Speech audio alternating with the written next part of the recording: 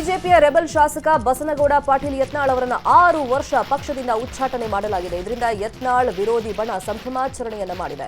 ವಿಜಯಪುರದ ಜೋರಾಪುರ ಪೇಟೆಯಲ್ಲಿನ ಬಿಜೆಪಿ ಕಾರ್ಯಕರ್ತರು ಪಟಾಕಿ ಸಿಡಿಸಿ ಸಿಹಿ ಹಂಚಿ ಸಂತಸವನ್ನು ಪಟ್ಟಿದ್ದಾರೆ. ಮಾಜಿ ಪಾಲಿಕೆ ಸದಸ್ಯ ಉಮೇಶ್ ಬಂದಾಲ ನೇತೃತ್ವದಲ್ಲಿ ಸಂಭ್ರಮವನ್ನು ಮಾಡಲಾಗಿದೆ. ಶಾಹುನಗರದ ಕಾಳಿಕಾದೇವಿ ದೇವಸ್ಥಾನದಲ್ಲಿ ವಿಶೇಷ ಪೂಜೆಯನ್ನು ಸಲ್ಲಿಸಿದ್ದಾರೆ. ಬಿಜೆಪಿಗೆ ಅಂಟಿದ ಕಳಂಕ ತೊಲಗ್ತು ಅಂತ ಘೋಷಣೆ ಕೂಗಿ ಸಂಭ್ರಮಿಸಿದ್ದಾರೆ. ವಿಜಯಪುರದಲ್ಲಿ ಅಪ್ಪು ಪಟ್ಟಣ ಶೆಟ್ಟಿ ಬಣದ ಬಿಜೆಪಿ ಕಾರ್ಯಕರ್ತರು ಸಂಭ್ರಮಾಚರಣೆಯನ್ನು ಮಾಡಿದ್ದಾರೆ. ವಿಜಯಪುರದ ವಾಟರ್ ಟ್ಯಾಂಕ್, ಶಿವಾಜಿ ವೃತ್ತ ಸೇರಿದಂತೆ ನಗರದ ವಿವಿಧ ಕಡೆ ಸಂಭ್ರಮಾಚರಣೆಯನ್ನು ಮಾಡಿದ್ದು ಬಿಜೆಪಿಯಲ್ಲಿ ಪೀಡೆ ತೊಲಗ್ತು ಅಂತ ಘೋಷಣೆ ಕೂಗಿ ಸಂಭ್ರಮಿಸಿದ್ದಾರೆ. ರಾಜಕೀಯ ವಿರೋಧಿ ಅಪ್ಪು ಪಟ್ಟಣ ಶೆಟ್ಟಿ ಮಾತನಾಡಿ, ಯತ್ನಾಳ್ ಉಚ್ಚಾಟನೆ ಮಾಡಿರೋದು ಖುಷಿಯಾಗಿದೆ. ಬಹಳ ದಿನಗಳ ಹಿಂದೆಯೇ ಉಚ್ಚಾಟನೆ ಮಾಡಬೇಕಾಗಿತ್ತು, ಆದರೆ ಈಗಾಗಿದೆ. ಅವರಿಂದ ಪಕ್ಷಕ್ಕೆ ಯಾವುದೇ ಲಾಭ ಇಲ್ಲ ಅಂತ ಹೇಳಿದ್ದಾರೆ. ಪಕ್ಷದ ನಿರ್ಧಾರವನ್ನು ಮೊದಲೇ ಸ್ವಾಗತಿಸ್ತೀನಿ. ಭಾಳಷ್ಟು ವರ್ಷಗಳ ಹಿಂದೆನೇ ಆಗಬೇಕಾಗಿತ್ತು ನಿರ್ಧಾರ. ಇವತ್ತು ಕಾರ್ಯಕರ್ತರಲ್ಲಿ ಭಾಳಷ್ಟು ಜನರಿಗೆ ಸಮಾಧಾನ ಮೂಡಿದೆ, ಸಂತಸದ ಜೊತೆನೇ ಸಮಾಧಾನ ಮೂಡಿದೆ. ಯಾಕಂದರೆ ಪಕ್ಷದಲ್ಲಿ ಶಿಸ್ತಕ್ಕೆ ಭಾಳಷ್ಟು ಧಕ್ಕೆಯಾಗಿತ್ತು. ಇಷ್ಟೆಲ್ಲ ಅತಿರೇಕದ ಮಾತುಗಳನ್ನು ಆಡೋದ್ರೂ ಕೂಡ ಇವ್ರ ಮೇಲೆ ಕ್ರಮ ಇಲ್ಲ, ನೋಟಿಸ್ಗಳಿಗೆ ಉತ್ತರ ಕೊಡೋಂಗಿಲ್ಲ ಅನ್ನೋ ಉದ್ದಟನ ಮಾತು, ಪಕ್ಷದ ನಾಯಕರಿಗೆ ಬಹಿರಂಗವಾಗಿ ಮಾತನಾಡುವಂಥದ್ದು, ಪ್ರತಿ ಮಾತಿಗೆ ನಾನು ಯಾರೂ ಏನೂ ಮಾಡೋಕ್ಕಾಗಂಗಿಲ್ಲ ಅನ್ನುವಂಥ ಸೊಕ್ಕಿನ ಮಾತುಗಳಿಗೆ ಪಕ್ಷ ತಕ್ಕವಾದಂಥ ಉತ್ತರವನ್ನು ಕೊಟ್ಟಿದೆ. ಇವತ್ತು ಆ ನಿರ್ಧಾರವನ್ನು ಸ್ವಾಗತಿಸ್ತೀವಿ. ಇದು ಮೊದಲೇ ಸಲ ಅಲ್ಲ, ಅವ್ರಿಗೆ 3ನೇ ಬಾರಿಗೆ. ನಮ್ಮದೊಂದು ಪಕ್ಷದ ನಾಯಕರಿಗೆ ವಿನಂತಿ ಅದ, ಇನ್ನಾದರೂ ಅವ್ರನ್ನ ವಾಪಸ್ ಯಾರು ನೀವು ತೊಗೊಳಕ್ಕೆ ಹೋಗ್ಬೇಡ್ರಿ. ಭಾಳ ದಿವಸದಿಂದ ಭಾರತೀಯ ಜನತಾ ಪಕ್ಷದ ಎಲ್ಲ ಕಾರ್ಯಕರ್ತರಲ್ಲಿ ಒಂದು ಗೊಂದಲದ ವಾತಾವರಣ. ಏನಪ್ಪ ಇಲ್ಲಿ ನಮ್ಮ ಪಕ್ಷ ಒಳಗೆ ವಿರೋಧ ಆಗಿ ಭಾರತೀಯ ಜನತಾ ಪಕ್ಷಪ್ಪ ಅಂತಂದ್ರೆ ಜನರಿಗೆ ನೋಡೋಕೆ ಬೇಸರ ಆಗಿಬಿಟ್ಟಂಗಾಗಿತ್ತು. ನಮಗೂ ಮುಜುಗರ. ಯಾಕಂದ್ರೆ ಪ್ರಾಮಾಣಿಕ BJP ಕಾರ್ಯಕರ್ತರಿಗೆ ಭಯಂಕರ ನೋವಾಗಿತ್ತಿದು. ಯಾಕಂದ್ರೆ ಎಷ್ಟೊಂದು ಜನ ತಮ್ಮ ಜೀವವನ್ನೇ ಕಳ್ಕೊಂಡು ಪಕ್ಷ ಕಟ್ಟ್ಯಾರ, ಎಷ್ಟೊಂದು ಜನ ತಮ್ಮ ಕೇಸ್ ಹಾಕ್ಕೊಂಡು ಏನೇನೋ ಮಾಡ್ಯಾರ. ಆ ಪಕ್ಷಕ್ಕೆ ಇಲ್ಲಿ ನಮ್ಮ ಪಕ್ಷ ಒಳಗೆ ವಿರೋಧ ಇದಪ್ಪ ಅನ್ನಂಗೆ ಇದು ಭಾಳ ಮೊದಲೇ ತೊಗೋಬೇಕಾಗಿತ್ತು ಈ ಒಂದು ಸ್ಟೆಪ್. ಅದರ ಭಾಳ ತಡವಾಗಿ ತೊಗೊಂಡ್ರು ಕೂಡ ಒಂದು ಒಳ್ಳೆಯ ಸಂದೇಶ ರವಾನಿಸ್ಯಾರ. ಭಾಳ ಯತ್ನಾಳ್ ಉಚ್ಚಾಟನೆ ಹಿನ್ನೆಲೆಯಲ್ಲಿ ವಿಜಯಪುರದಲ್ಲಿ ಬಿಜೆಪಿ ನಗರ ಮಂಡಳ ಅಧ್ಯಕ್ಷ ಶಂಕರ್ ಹುಗಾರ್ ಕಣ್ಣೀರನ್ನು ಹಾಕಿದ್ದಾರೆ. ರಾಷ್ಟ್ರೀಯ ನಾಯಕರು ಅನ್ಯಾಯ ಮಾಡಿಬಿಟ್ರು, ನಾವೆಲ್ಲರೂ ರಾಜೀನಾಮೆ ಕೊಡ್ತೀವಿ. ಈಗಾಗಲೇ 20 ಪದಾಧಿಕಾರಿಗಳು ರಾಜೀನಾಮೆಯನ್ನು ಕೊಟ್ಟಿದ್ದಾರೆ. ಮತ್ತೊಮ್ಮೆ ಸಭೆ ಮಾಡ್ತೀವಿ, ಸಭೆಯ ಬಳಿಕ ಎಲ್ಲಾ ಪದಾಧಿಕಾರಿಗಳು ರಾಜೀನಾಮೆ ನೀಡ್ತೀವಿ ಅಂತ ಹೇಳಿದ್ದಾರೆ.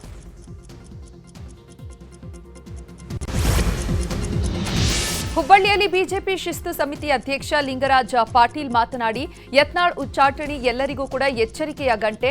ಬಿಜೆಪಿ ಎಂದಿಗೂ ಅಶಿಸ್ತನ್ನ ಸಹಿಸಲ್ಲ. ಅಶಿಸ್ತಿನ ಕಾರಣಕ್ಕೆ ಬಸನಗೌಡ ಪಾಟೀಲ್ ಯತ್ನಾಳ್ರನ್ನ ಉಚ್ಚಾಟನೆ ಮಾಡಲಾಗಿದೆ. ಹೀಗೆ ಆಗಬಾರದಿತ್ತು, ಆಗಿದೆ. ಇದು ಉಳಿದವರಿಗೆಲ್ಲರಿಗೂ ಕೂಡ ಪಾಠ. ಇದು ಎಲ್ಲರಿಗೂ ಎಚ್ಚರಿಕೆಯ ಗಂಟೆ ಎಂದಿದ್ದಾರೆ.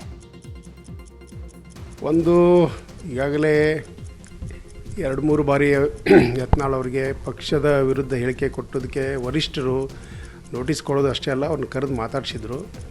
ಆದರೂ ಅವರು ತಮ್ಮ ನಡವಳಿಕೆಯನ್ನು ಸರಿ ಮಾಡದೇ ಇರೋದರಿಂದ ವರಿಷ್ಠರು ಒಂದು ತೀರ್ಮಾನವನ್ನು ಕೈಗೊಂಡಿದ್ದಾರೆ. ಇದು ಉಳಿದ ಎಲ್ಲರಿಗೂ ಒಂದು ಎಚ್ಚರಿಕೆಯ ಗಂಟೆ ಅಂತ ನಾನು ಹೇಳ್ತಾ ಇದ್ದೀನಿ. ಇದರಿಂದ ಪಕ್ಷದಲ್ಲಿರುವಂಥ ಎಲ್ಲ ನಾಯಕರು ಕೂಡ ಪಕ್ಷದ ಶಿಸ್ತಿನ ಒಳಗೆ ಒಂದು ಕೆಲಸವನ್ನು ಮಾಡಬೇಕು. ವ್ಯಕ್ತಿಗಳು ಪಕ್ಷಕ್ಕೆ ಅನಿವಾರ್ಯವಲ್ಲ, ವ್ಯಕ್ತಿಗಿಂತ ಪಕ್ಷ ದೊಡ್ಡದು, ಪಕ್ಷಕ್ಕಿಂತ ದೇಶ ದೊಡ್ಡದು ಅಂತ ಒಂದು ಸಂಘಟನೆಯಲ್ಲಿ ಬೆಳೆದು ಬಂದಂಥವ್ರು ನಾವೆಲ್ಲರೂ.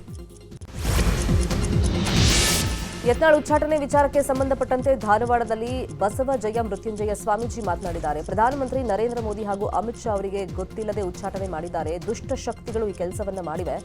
ತಮ್ಮ ಕಾಲಿನ ಮೇಲೆ ತಾವೇ ಕಲ್ಲು ಹಾಕೊಳ್ಳುವಂತ ಕೆಲಸ ಮಾಡಿದ್ದಾರೆ. ಪಂಚಮಸಾಲಿ ಸಮುದಾಯಕ್ಕೆ ಮೀಸಲಾತಿ ನೀಡಿದವರೇ ಹೀಗೆ ಮಾಡಿದ್ದಾರೆ. ದುಷ್ಟರ ವಿರುದ್ಧ ಪ್ರತಿಭಟನೆ ಮಾಡಬೇಕು ಅಂತ ಸ್ವಾಮೀಜಿ ಕರೆಯನ್ನು ಕೊಟ್ಟಿದ್ದಾರೆ. ಪಂಚಮಸಾಲಿ ಸಮಾಜ ಬಸವಪಾಟಿ ಯತ್ನಾಳ್ ಜೊತೆಗಿದೆ. ಇಡೀ ಉತ್ತರ ಕರ್ನಾಟಕದ ರೈತರು ಬಸವಪಾಟಿ ಯತ್ನಾಳ್ ಇದೆ. ಇಡೀ ನಿಮ್ಮ ಪಕ್ಷದ ಸಿದ್ಧಾಂತವಾಗಿರ್ತಕ್ಕಂಥ ಹಿಂದೂ ಪರ ಸಂಘಟನೆಗಳು ಬಸವಪಾಟಿ ಯತ್ನಾಳ್ಗಿದ್ದಾರೆ. ಹಾಗಾಗಿ ಇದರಿಂದ ಬಸವಪಾಟಿ ಯತ್ನಾಳ್ಗೆ ತೊಂದರೆ ಆಗೋಕ್ಕಿಂತ ನಿಮ್ಮ ಪಕ್ಷಕ್ಕೆ ಭಾಳ ದೊಡ್ಡ ರೀತಿಯಾಗಿರ್ತಕ್ಕಂಥ ತೊಂದರೆ ಆಗಲಿಕ್ಕೆ ಸಾಧ್ಯ ಇದೆ. ಎಲ್ಲಿ ಮುಂದಿನ ಕರ್ನಾಟಕದ ಚುಕ್ಕಾಣಿ ಇವರೇ ಹಿಡಿತಾರೆ ಅನ್ನೋವಂಥ ಒಂದೇ ಒಂದು ಕಾರಣಕ್ಕೋಸ್ಕರವಾಗಿಯೇ ಇವತ್ತು ಉಚ್ಚಾಟನೆ ಮಾಡುವಂಥ ನೀಚ ಕೃತ್ಯಕ್ಕೆ ಒಳಪಟ್ಟಿರ್ತಕ್ಕಂಥದ್ದು. ಅದು ನಿಮ್ಮ ಕಾಲ ಮೇಲೆ ನೀವೇ ಕಲ್ಲು ಹಾಕಿಕೊಳ್ಳೋಷ್ಟು ಮಟ್ಟಕ್ಕೆ ಇವತ್ತು ನೀವು ಒಳಪಟ್ಟಿದ್ದೀರಿ. ನಾಳೆ ಮಧ್ಯಾಹ್ನ 1 ಗಂಟೆಗೆ ಬೆಳಗಾವಿ ಗಾಂಧಿ ಭವನದಲ್ಲಿ ತುರ್ತಾಗಿ ಲಿಂಗಾಯತ ಪಂಚಮಸಾಲಿ ಸಮಾಜ ಬಾಂಧವರ ಪದಾಧಿಕಾರಿಗಳ ತುರ್ತು ಸಭೆಯನ್ನು ಕರೆಯಲಾಗಿದೆ. ಆ ಸಭೆಯನ್ನು ಕರೆದು ಯಾವ ದಿನಾಂಕದಲ್ಲಿ ರಾಜ್ಯಾದ್ಯಂತ ಪ್ರತಿಭಟನೆ ಮಾಡಬೇಕು ಅನ್ನೋದನ್ನು ಕರೆ. ಇನ್ನು ತುಮಕೂರು ಗ್ರಾಮಾಂತರ ಶಾಸಕ ಸುರೇಶ್ ಗೌಡ ಯತ್ನಾಳ್ ಉಚ್ಚಾಟನೆಗೆ ಸ್ವಾಗತಿಸಿದ್ದಾರೆ. ಇದು ಬಹಳ ದಿನಗಳ ಹಿಂದೆಯೇ ಆಗಬೇಕಿತ್ತು. ಪಕ್ಷ ಎಂದ್ರೆ ತಾಯಿ ಸಮಾನ, ಆಲದ ಮರ ಇದ್ದ ಹಾಗೆ. ಆಶ್ರಯ ತೆಗೆದುಕೊಂಡ ಆಲದ ಮರವನ್ನೇ ಕಡಿಯಲು ಹೋದ್ರೆ ಹೇಗೆ ಎಂದಿದ್ದಾರೆ. ಇದು ಬಹಳ ದಿನದ ಹಿಂದೆನೇ ಆಗಬೇಕಾಗಿತ್ತು. ಪಕ್ಷ ಇವಾಗ ನಿರ್ಧಾರ ಮಾಡಿದೆ, ಹೈಕಮಾಂಡ್. ನಾನು ಸ್ವಾಗತ ಮಾಡ್ತೀನಿ ಇದನ್ನು. ಯಾವ ವ್ಯಕ್ತಿನೂ ದೊಡ್ಡವನಲ್ರಿ, ಪಕ್ಷಕ್ಕಿಂತ ಯಾರು ದೊಡ್ಡವರಲ್ಲ. ಪಕ್ಷ ಇದ್ದರೆ ಅದು ತಾಯಿ ಸಮಾನ. ಪಕ್ಷ ಅಂದರೆ ಒಂದು ಆಲದ ಮರ, ಅದು ಅದ್ರ ಕೆಳಗಡೆ ಎಲ್ಲರೂ ಆಶ್ರಯ ತಗೊಂಡಿರ್ತೀವಿ. ಆಶ್ರಯ ತಗೊಂಡು ಅದನ್ನೇ ನಾವು ಕಡಿಯೋಕ್ಕೆ ಹೋದರೆ, ಅದರಿಂದ ಇವತ್ತು ನಿರ್ಧಾರ ಸರಿಗಿದೆ. ಯಾಕೆಂದರೆ ಯತ್ನಾಳ್ ಅವರು ಯಾವಾಗಲೂ ಕೂಡ ವಿಜಯೇಂದ್ರನ ಬಗ್ಗೆ ಮಾತಾಡ್ತಿರಲಿಲ್ಲ, ಹೈಕಮಾಂಡನ್ನು ಕ್ವಶನ್ ಮಾಡ್ತಾಯಿದ್ರು. ಹೈಕಮಾಂಡ್ ಮಾಡಿರೋದು ವಿಜಯೇಂದ್ರನ ಸರಿಗಿಲ್ಲ ಅಂತ. ಹೈಕಮಾಂಡ್ ಏನೇ ನಿರ್ಧಾರ ತಗೊಂಡು ಅದು ನಾವು ಭದ್ರ ಆಗಿರಬೇಕು. ಇವಾಗ ವಿಜಯೇಂದ್ರನ ಮಾಡಿದ್ದು ಯಾರು? ಹೈಕಮಾಂಡು. ರಾಜ್ಯಾಧ್ಯಕ್ಷರಾಗಿ ಮಾಡಿದ್ದು ಹೈಕಮಾಂಡ್. ಅದನ್ನೇ ಒಬೆ ಮಾಡಿದ್ರೆ ಯಾವಾಗಲೂ ಹೈಕಮಾಂಡ್ ಮಾಡಿರೋಂಥ ಅಧ್ಯಕ್ಷನೇ ಕ್ವಶನ್ ಮಾಡ್ತಾಯಿದ್ರಲ್ಲ. ಅದರಿಂದ ಭಾಳ ಸಲ ಅವ್ರಿಗೆ ಆಪ್ಷನ್ ಕೊಟ್ಟಿದ್ದರು ಬದಲಾವಣೆಯಾಗಿ ಅಂತ. 2 ಸಲಿನೂ ಕೂಡ ಅವ್ರಿಗೆ ಹೇಳಿದರು, ಮಾಡಬೇಡಿ ನೀವು ಸರಿಯಾಗಿ ಹೋಗಿ ಅಂತ. ಇವ್ರು ಬರ್ಕೊಂಬಂದು ಈಚೆ ಬಂದು ಹೇಳ್ತಾರೆ, ಇನ್ಮೇಲೆ ರಮೇಶ್ ಜಾರಕಿಹೊಳಿ ಮಾತಾಡ್ತಾರೆ ಅಂತ ಹೇಳ್ತಾರೆ ಅವರು. ಒಂದ್ಸಲಿ ಕರೆದು 1 ತಿಂಗಳಿಂದ ಕರೆದ್ಬಿಟ್ಟು ವಾರನ್ ಮಾಡಿ ಕಳಿಸಿದ್ಮೇಲೆ ಇನ್ನು ಮುಂದೆ ನಾನು ಮಾತಾಡೋ ರಮೇಶ್ ಜಾರಕಿಹೊಳಿ ಮಾತಾಡ್ತೀನಿ. ಏನಿದೆ ಅರ್ಥ ಇದು?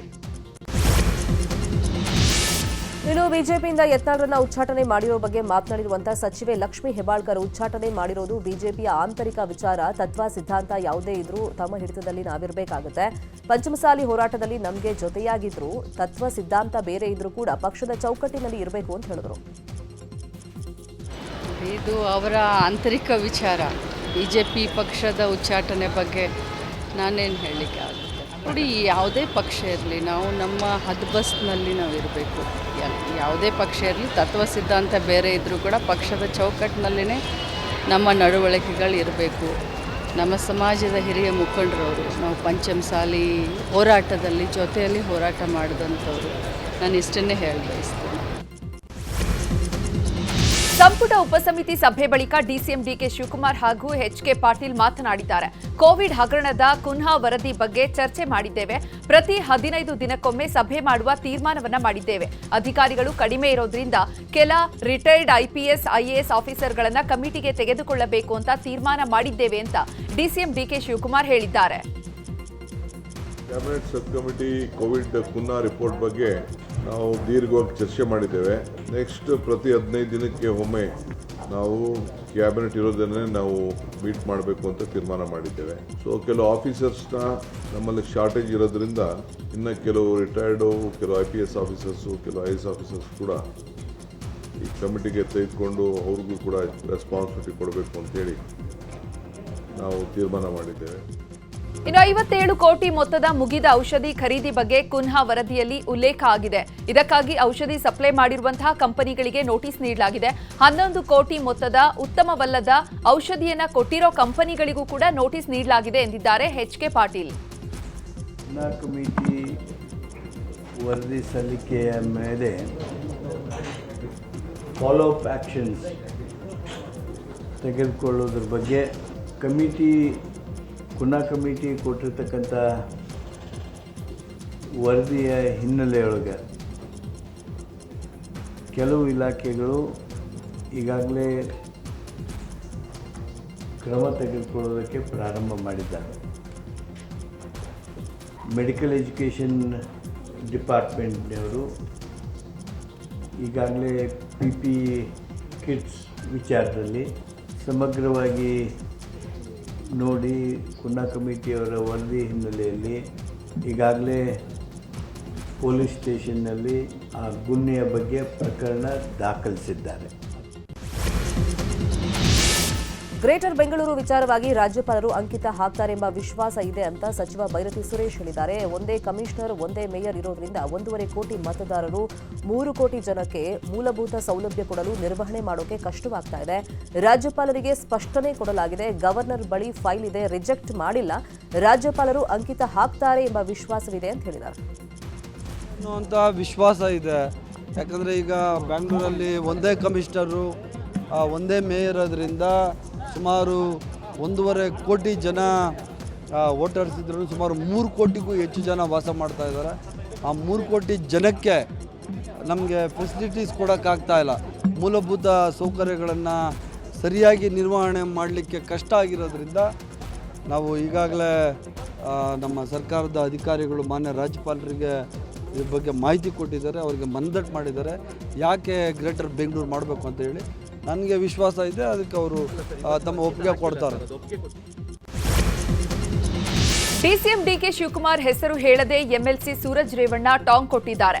ಹಾಸನದಲ್ಲಿ ಮಾತನಾಡಿ, ರಾಜಕಾರಣದಲ್ಲಿ ಇವೆಲ್ಲ ಒಳ್ಳೆಯದಲ್ಲ. ರಾಜ್ಯದ ಜನ ನೋಡ್ತಿದ್ದಾರೆ. ಅವರವರ ಪಕ್ಷದವರೇ ಒಬ್ಬರ ಮೇಲೆ ಒಬ್ಬರು ಕಿತ್ತಾಡ್ತಿದ್ದಾರೆ. ರಾಜಕಾರಣ ನೇರ ಮಾಡಬೇಕು. ಅದನ್ನ ಬಿಟ್ಟು ಹೀಗೆ ಆದ್ರೆ ಹೇಗೆ?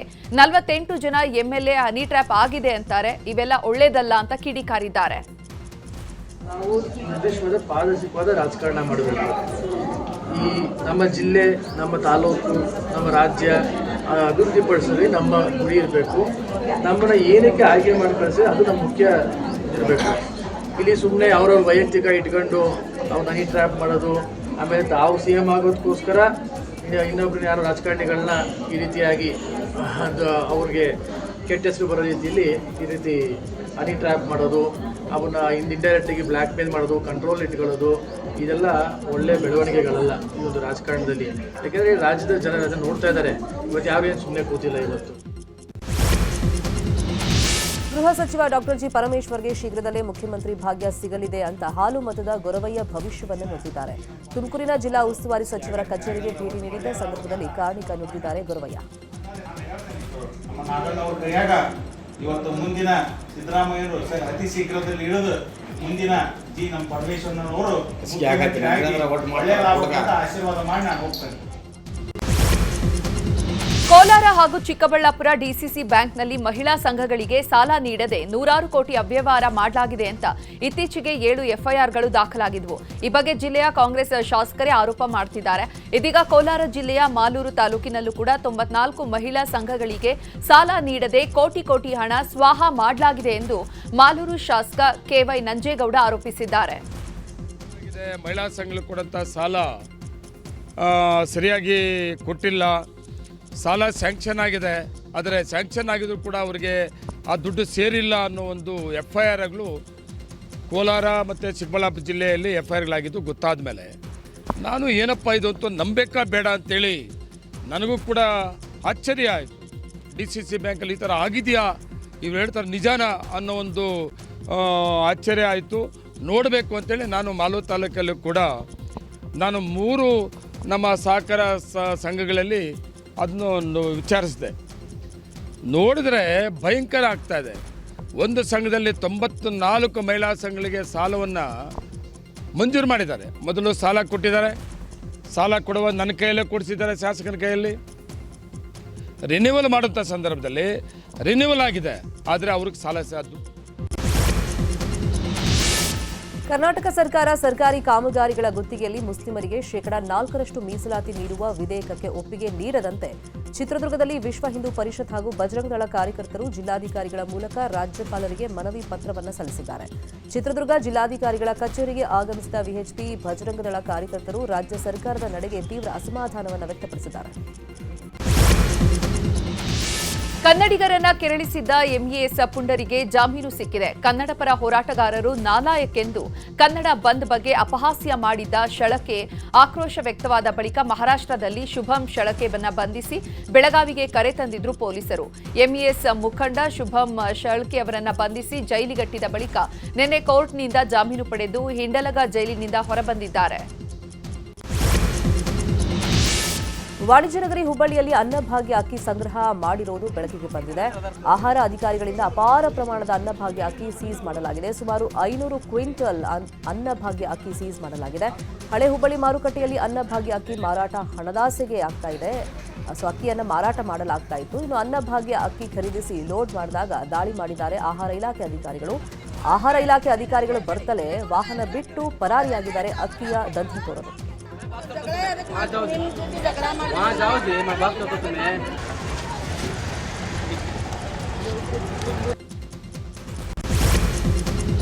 ಕುಡಿಯೋ ನೀರು ಕೊಡುವಂತೆ ಆಗ್ರಹಿಸಿ ಕಲಬುರಗಿಯ ರಟಕಲ್ನಲ್ಲಿ ಗ್ರಾಮಸ್ಥರು ಪ್ರತಿಭಟನೆ ಮಾಡಿದರು. ಕಾಳಗಿ ತಾಲೂಕಿನ ರಟಗಲ್ ಗ್ರಾಮದಲ್ಲಿ ಬೇಸಿಗೆ ಆರಂಭ ಆದರೆ ಸಾಕು ಕುಡಿಯೋ ನೀರಿಗಾಗಿ ಹಾಹಾಕಾರ ಉಂಟಾಗುತ್ತೆ. ಕುಡಿಯಲು ನೀರು ಕೊಡಿ ಅಂತ ಆಗ್ರಹಿಸಿ ಗ್ರಾಮಸ್ಥರು ರಸ್ತೆ ಮೇಲೆ ಕೊಡಗಳನ್ನು ಇಟ್ಟು ಪ್ರತಿಭಟನೆ ಮಾಡಿದ್ದಾರೆ. ತಕ್ಷಣವೇ ಒಂದು ಟಾಕಿಯೂ ಕೂಡ ಯಾವ ಕನ್ಯಾಪುರ ಇದೆ ಆ ಕನ್ಯಾಪುರ ಕೂಡ ಮೀರಿಸಬೇಕು. ಬೆಂಗಳೂರಲ್ಲಿ ಬಿಎಂಟಿಸಿಗೆ ಇಬ್ಬರು ಬಲಿಯಾಗಿದ್ದಾರೆ. ಹಳೆ ವಿಮಾನ ನಿಲ್ದಾಣ ರಸ್ತೆಯಲ್ಲಿ ರಾತ್ರಿ 10 ಗಂಟೆ ಸುಮಾರಿಗೆ ಅಪಘಾತ ಸಂಭವಿಸಿದ್ದು, ರಸ್ತೆಯಲ್ಲಿ ಬರ್ತಾ ಇದ್ದ ಇಬ್ಬರು ಪಾದಾಚಾರಿಗಳ ಮೇಲೇನೆ ಬಸ್ ಹತ್ತಿದೆ. ಅಪಘಾತ ನಡೆದ ಕೂಡಲೇ ಬಿಎಂಟಿಸಿ ಬಸ್ ಬಿಟ್ಟು ಚಾಲಕ ಮತ್ತು ನಿರ್ವಾಹಕ ಪರಾರಿಯಾಗಿದ್ದಾರೆ. ಮೃತರ ಗುರುತು ಇನ್ನಷ್ಟೇ ಪತ್ತೆ ಆಗಬೇಕಾಗಿದೆ. ಜೀವನ್ ಭೀಮಾನಗರ ಸಂಚಾರ ಪೊಲೀಸರು ಭೇಟಿ ನೀಡಿ ಪರಿಶೀಲನೆಯನ್ನ ಮಾಡಿದ್ದಾರೆ. ಟೈರ್ ಬ್ಲಾಸ್ಟ್ ಆಗಿ ಕಂಟೈನರ್ ರಸ್ತೆಗೆ ಮಗುಚಿರುವಂತಹ ಘಟನೆ ಚಿಕ್ಕಬಳ್ಳಾಪುರ ಬಳಿ ನಡೆದಿದೆ. ಬೆಂಗಳೂರು ಮದನಪಲ್ಲಿ ಹೆದ್ದಾರಿಯ ಹೈಮರೆಡ್ಡಿಯಲ್ಲಿ ಘಟನೆ ಸಂಭವಿಸಿರುವುದು. ಬೂದಿಗೆರೆಯಿಂದ ಬರ್ಗರ್ ಸಾಗಾಟ ಮಾಡ್ತಾ ಇದ್ದ ಕಂಟೈನರ್ ಇದಾಗಿದೆ. ಕಂಟೈನರ್ ಅಡಿಗೆ ಸುಮಾರು 30 ನಿಮಿಷಗಳ ಚಾಲಕ ಸಿಕ್ಕಾಕೊಂಡಿದ್ದಾನೆ. ಕೂಡಲೇ ಸ್ಥಳೀಯರು ಹಾಗೂ ಪೊಲೀಸರು ಚಾಲಕನನ್ನ ರಕ್ಷಣೆ ಮಾಡಿದ್ದಾರೆ.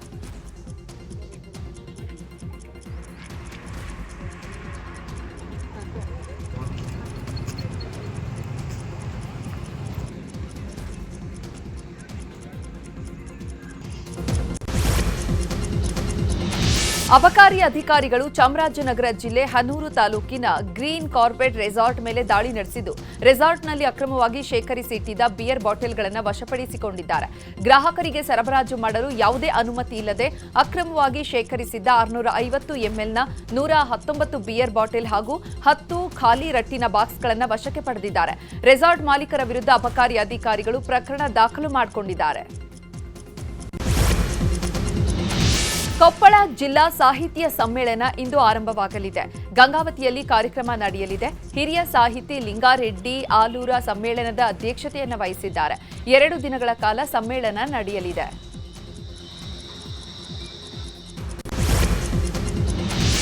ಕರಾವಳಿಯಲ್ಲಿ ಸಿರಿ ಜಾತ್ರೆಯನ್ನ ಅತ್ಯಂತ ವೈಭವದಿಂದ ಆಚರಣೆ ಮಾಡಲಾಗುತ್ತೆ. ಮಹಿಳೆಯರು ಸಿರಿಯನ್ನ ಆವರಿಸಿಕೊಂಡು ಆವೇಶಭರಿತರಾಗಿ ದೇವರ ಸೇವೆ ಸಲ್ಲಿಸುವುದು ಈ ಆಚರಣೆ ವಿಶೇಷ. ಬ್ರಹ್ಮಾವರ ತಾಲೂಕಿನ ಬಿಲ್ಲಾಡಿ ಗ್ರಾಮದ ಮಣಿಕಲ್ಲು ಅಬ್ಬಕ ದಾರಕೇಶ್ವರ ದೇವಸ್ಥಾನದಲ್ಲಿ ನಡೆದಂತ ಧಾರ್ಮಿಕ ಸಿರಿ ಜಾತ್ರೋತ್ಸವದಲ್ಲಿ ಸಾವಿರಾರು ಭಕ್ತರು ಪಾಲ್ಗೊಂಡಿದ್ದರು.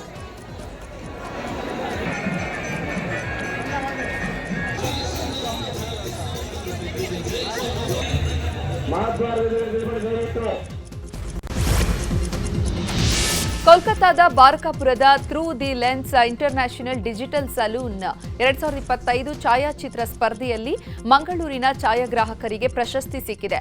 ಮಂಗಳೂರಿನ ಕೊಂಚಾಡಿಯ ಸಾಗರ್ ದೇವಾಡಿಗ FIP ಮೆಡಲ್ ಅನ್ನು ಪಡೆದಿದ್ದಾರೆ. ಇನ್ನು ಫೆಬ್ರವರಿ 4ರಂದು ನಡೆದಂತಹ ಮಂಗಳೂರಿನ ಪ್ರಸಿದ್ಧ ಕೋಡಿಯಲ್ ತೇರು ಉತ್ಸವದ ಛಾಯಾಚಿತ್ರವನ್ನ ಸಾಗರ್ ದೇವಾಡಿಗ ತಮ್ಮ ಕ್ಯಾಮೆರಾದಲ್ಲಿ ಸೆರೆ ಹಿಡಿದಿದ್ರು. ಇದೀಗ ಈ ಛಾಯಾಚಿತ್ರಕ್ಕೆ ಅಂತಾರಾಷ್ಟ್ರೀಯ ಛಾಯಾಚಿತ್ರ ಪ್ರಶಸ್ತಿ ಲಭಿಸಿದೆ. ಹಾಸನ ಜಿಲ್ಲೆಯ ವಿವಿಧೆಡೆ ವರುಣ ಅಬ್ಬರಿಸಿದ್ದಾನೆ. ಹಾಸನ ಆಲೂರು ತಾಲೂಕಿನ ವಿವಿಧೆಡೆ ವರ್ಷಧಾರೆಯಾಗಿದ್ದು, ಬಿರುಗಾಳಿ ಸಹಿತ ಸುರಿದ ಮಳೆಗೆ ಮರದ ಕೊಂಬೆಗಳು ಮುರಿದು ಬಿದ್ದಿವೆ.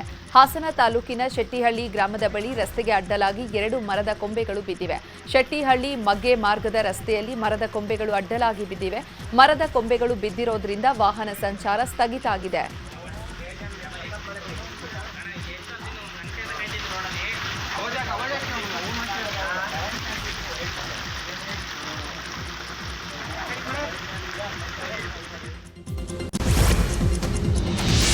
ಕೊಡಗು ಜಿಲ್ಲೆಯ ಸುತ್ತಮುತ್ತಲಿನ ಭಾಗದಲ್ಲಿ ಗುಡುಗು, ಆಲಿಕಲ್ಲು ಸಹಿತ ಭಾರೀ ಮಳೆಯಾಗಿದೆ. ನಿನ್ನೆ ಸುರಿದಂತ ಮಳೆಗೆ ಅವಾಂತರವೇ ಸೃಷ್ಟಿಯಾಗಿದೆ. ನಾಪೋಕ್ಲುವಿನಲ್ಲಿ ಸುರಿದಂತ ಧಾರಾಕಾರ ಮಳೆಗೆ ನಾಪೋಕ್ಲು ನಾಡ ಕಚೇರಿಯ ಆವರಣದಲ್ಲಿ ಇದ್ದ ಬೀಟೆ ಮರ ಉರುಳಿಬಿದ್ದು, ನಾಡ ಕಚೇರಿಯ ಆವರಣದಲ್ಲಿ ನಿಲ್ಲಿಸಿದ ಸ್ಕೂಟರ್ ಜಖಮಾಗಿದೆ.